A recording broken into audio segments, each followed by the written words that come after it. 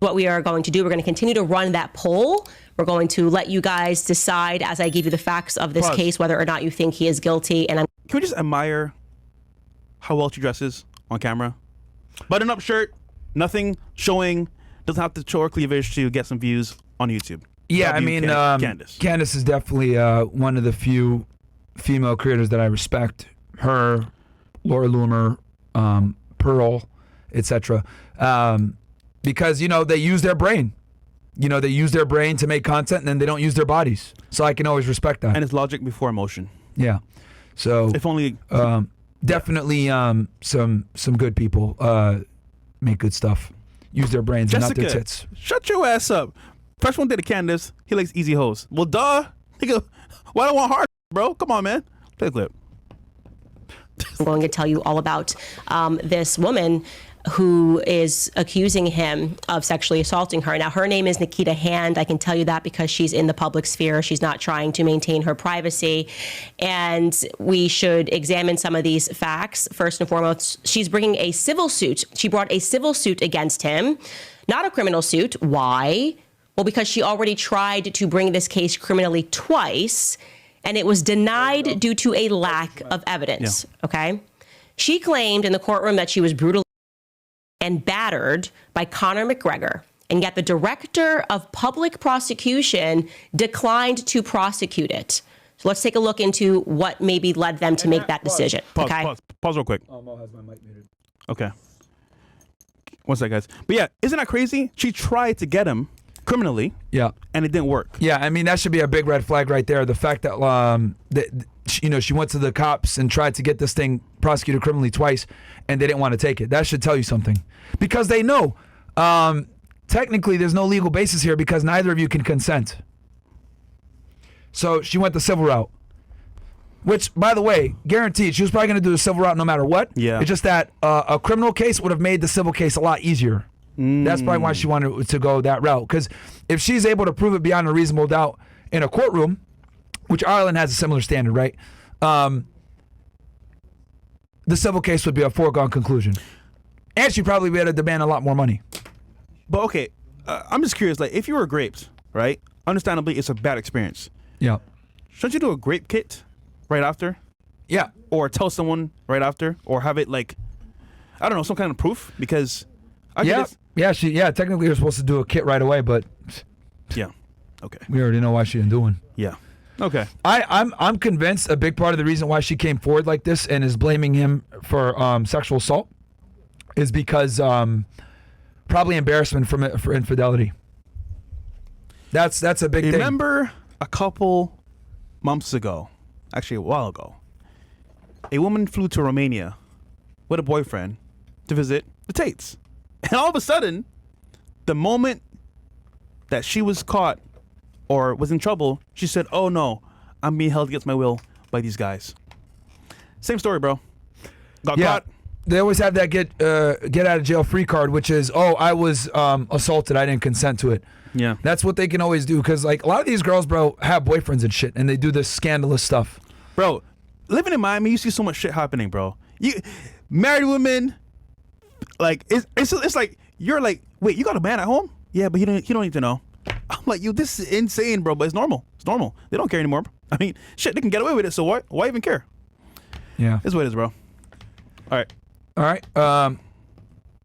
Keep going. And here's the story.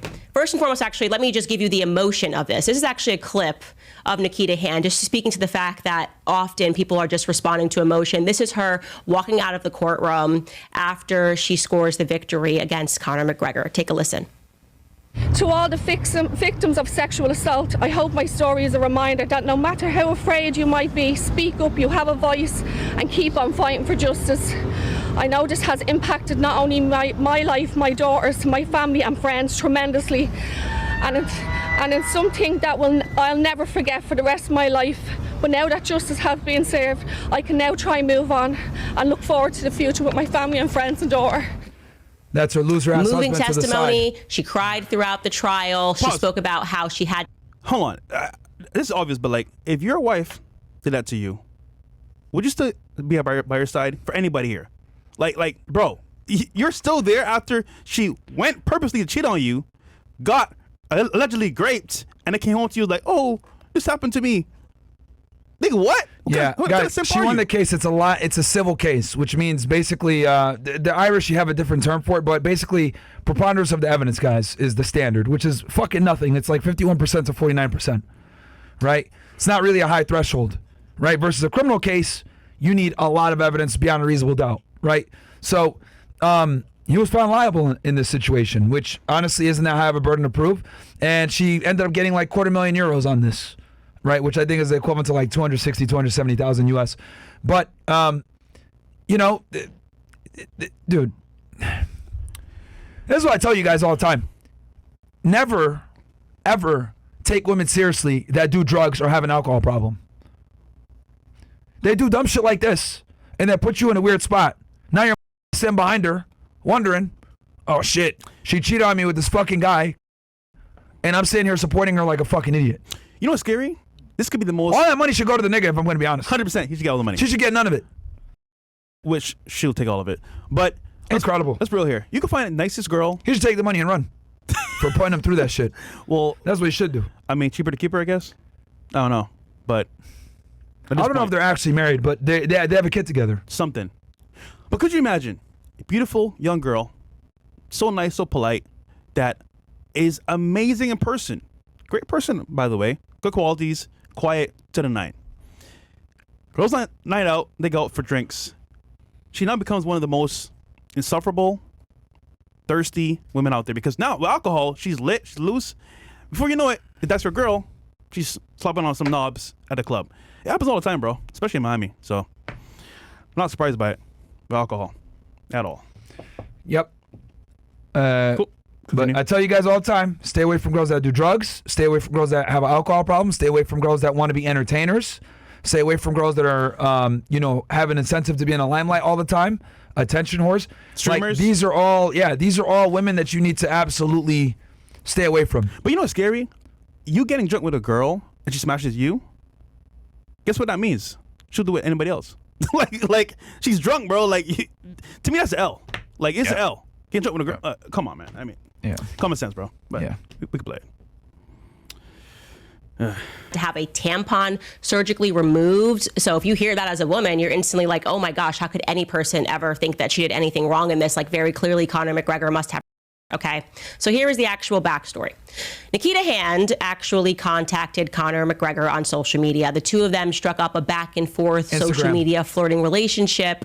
And on this particular night, she slid into his DMs, and because he had posted a photo of himself at the nightclub. I want to be very clear, both of these people are partying, okay? She sends a photo of herself in a sexy red jumpsuit and asks him where he is because he's now posted a photo of himself at a DJ booth partying unsa. And specifically, she sends him a message saying, it's our Christmas party, as she's wearing this red jumpsuit, come out and get us. Now, who is she referring to when she says us? She was referring to the friend that she was with at the Christmas party, a woman named Danielle Keeley, who is also her work colleague. That's a photo of her right there. And I want to be clear that she sent Conor McGregor this message despite the fact that she is both a mother and she has a boyfriend, okay? Now, I want to be clear, Conor continued to party all night. There is no doubt that he was on a bender. How do we know he was on a bender? Because when you look at the timeline of this, they're texting all throughout the night until 7 a.m. 7 a.m. Conor McGregor testified that he was out until 7 a.m. when he instructs his security to book him a penthouse room at the Beacon Hotel, okay? Now, it's morning time. Nikita and him are still messaging. At 10:51 a.m., they decide that they're going to get together. He picks her up at her workplace, a hair salon, Pause real quick. with her colleague, Danielle. Guys, get your chats in. We're going to read the chats here. And as soon as he finishes this little story, I'm going to read chats. Take a break and read chats. So get your chats in now, guys, so that we can get you guys in. Go ahead. Yep. Danielle, the person that we just showed you. They then drove around for 2 hours. He claims that they began hooking up right away in the car at this time, and then they all decided to go back to the hotel where he and her hooked up in the bathroom. Now, it's a penthouse suite, so it's got bedrooms, and they hooked up in the bedroom. He says they had consensual sex. She is saying now the sex was not consensual. But it's important to note here that her friend Danielle was outside of the room when they were hooking up on a sofa bed with his friend who was with them. And his friend's name, he's a very important character in this. His friend's name is James Lawrence, okay? So James Lawrence is sitting on the sofa with Danielle. She's hooking up with Conor McGregor in the bathroom. Conor McGregor comes out and he's exhausted. He alleges that he then fell asleep because, well, it's believable that he was exhausted because we're talking like, 10, 11 a.m. in the morning. He's been out partying all night. His friend Lawrence then wakes him up and he's like, look, I'm tired. I got to go. I really have this bender has got to end. And he decides to leave them all at the hotel room, but leaves a car behind so that they can all get home safely. What a nice guy. Want to be very clear again, Conor McGregor is clearly on a bender. We can talk about that in a whole other episode about his drinking, which I think is problematic. It's important to note here that her friend Danielle wound up testifying against her. Giving evidence on Wednesday, Danielle Keeley told the court that she was with Nikita in South Dublin as a part of a Christmas work party. Ms. Keeley, who was called to give evidence for Mr. McGregor, said that she did not know Nikita that well, but she told the court that they were collected by Mr. McGregor from the salon at around 10 a.m. on the Sunday morning. And after collecting Mr. Lawrence, they were then taken to the Beacon Hotel. When asked to describe the mood in the penthouse, she said everything was fine and everyone was in good form. She told the court that she knew Nikita and Mr. McGregor had gone into the bedroom, but she didn't really know much about that. She said that she did not know what was happening in the room, and that when she returned to the main room of the penthouse, everything was fine. She said, quote, everything was fine and no one was in bad form. I didn't notice anything that had happened, Ms. Keeley said. Asked if anyone appeared upset, she also replied, no. Ms. Keeley, though, then says that she was contacted by Nikita in the days after the alleged incident, claiming that she had been asked for her reaction to that days later. Ms. Keeley said, quote, I was surprised because I didn't see anything. I told her I hadn't seen or heard anything. She then told the court that Nikita asked her to delete text messages between them from that night. Now, she asked several people to delete messages from that night because the messages apparently don't. Like, that's very important that she's asking people to delete messages that she sent out that night, right? That's very important because it would hurt her credibility and show, most importantly, that this was consensual. Even her friend knows that, like, it's cap. Even her friend testified against her, which is crazy. Imagine your friend, that should be your sister in this, like, whole lie. It's like, yo, like, nothing happened. It was chill. We all were on good basis. Like, yep. So that's very telling, by the way. Yep. So, yeah, let's continue. I'll read some of these chats real quick, actually. Cool. All right, fine. What do we got here? Oh, one sec. But yeah, if your friend is not even making your story like legit, it goes to figure that, like, okay, maybe if some rationale is there, some logic is there, all right, in the court system, okay, something's not right here. But they still won the judgment against Conor, which I'm shocked by. But yeah, I mean, the threshold is low to proof. Yeah, you know what I mean. All you need is like one juror to be like, "Oh my God!" You know the worst part, though? I feel so sorry. And remember, she cried the whole time. She made it a spectacle. Like, you know the worst part, though? It's an emotional trial. Sponsors, brand deals are going to go away because of this, 100%. If not already. Unfortunately. So. Yeah. Yep, they definitely will. Wasn't he going to run for president? Was this staged? Come on, bro. Yeah, he was, actually. He did want to get into the political world in Ireland. And, he promotes Irish nationalism as anti-immigration and anti-migration, mass migration. So, yeah, I'm not surprised that this didn't come at a better time. He's cooked now, bro. Well, I mean, Trump got a bullshit allegation like this and became president. So the people know, man.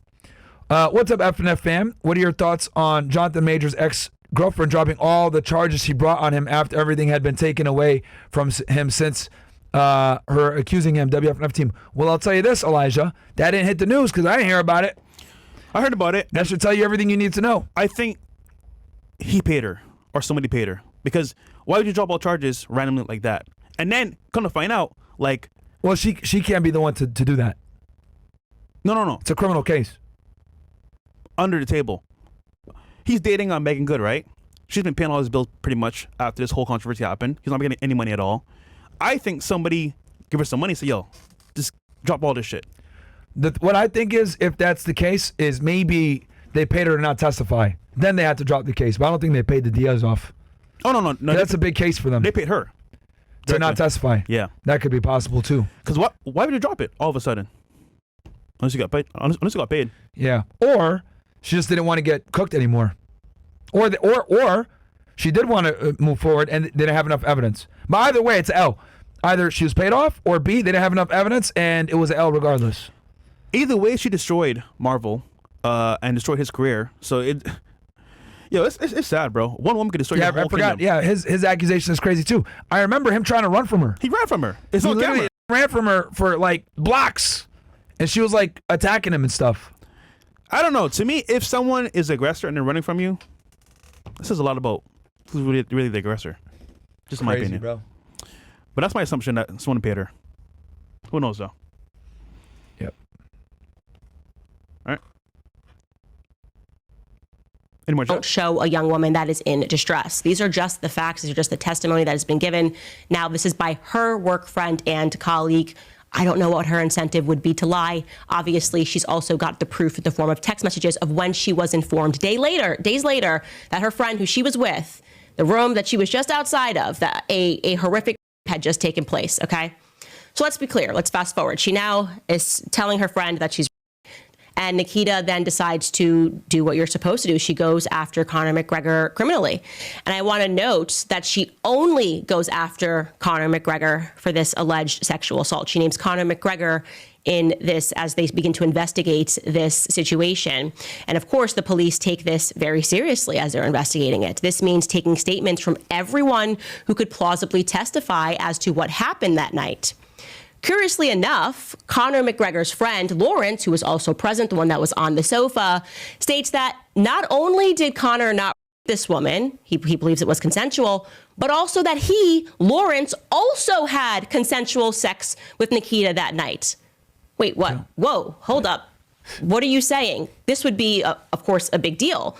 Her team, of course, makes a very sound argument. Lawrence is lying. He's lying. That's Conor's friend. Of course, he's lying for him. He's just saying that to protect his friend.